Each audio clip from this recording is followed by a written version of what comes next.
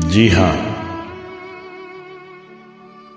सर्वप्रथम सुप्रभात आप सभी को प्रदीप ठाकुर की ओर से। आज की चर्चा पे जिस विषय को हमने चुना है वह है हमारे आपकी तरह कर्मयोगी सफलता की मार्ग पर चल पड़े उस योद्धा की। जी हाँ, अनुशासन जीवन में किसी भी क्षेत्र में सफलता सुनिश्चित करने के लिए अनुशासन की अहम भूमिका रहती है।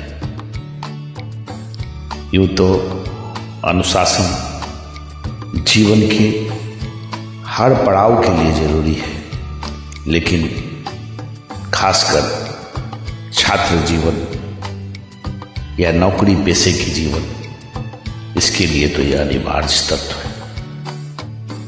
पर अनुशासन कैसे बनाए रखें यह भी अहम है। तो जान लें, इसके लिए सबसे पहली सीढ़ी रूटीन होती है। हमें दिन भर में क्या करना है, इस बात पर फोकस रखने पर भटकाव की संभावना कम होती है और समय का सही सदुपयोग, निज कर्म नियमावली का सही निर्वहन और उसकी मूल्यांकन संभव हो पाती है।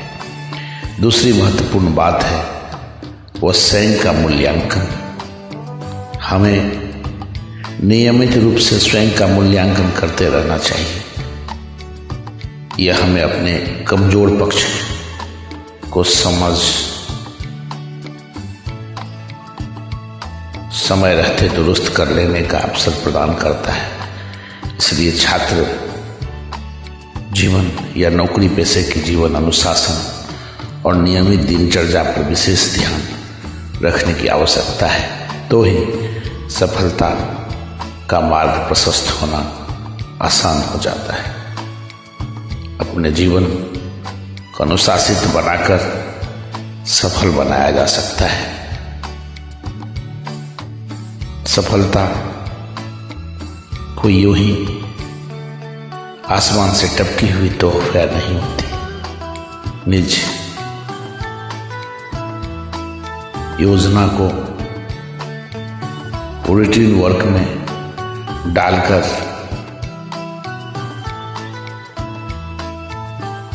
नियमित कर्म करने की अभ्यास और समय का सही उपयोग करने से अनुशासन की विधा अपने आप पूर्ण होती है और आपके अंदर उत्साह, लगन, आत्मविश्वास, संयम और धैर्य की भी उत्पत्ति होती है, जिससे आप उत्साहित होकर कर्म करने की खुद से ही अनुप्रेरणा प्राप्त करते हैं और दूसरे की अपेक्षा आस्थावान, सकारात्मक दिखते हैं।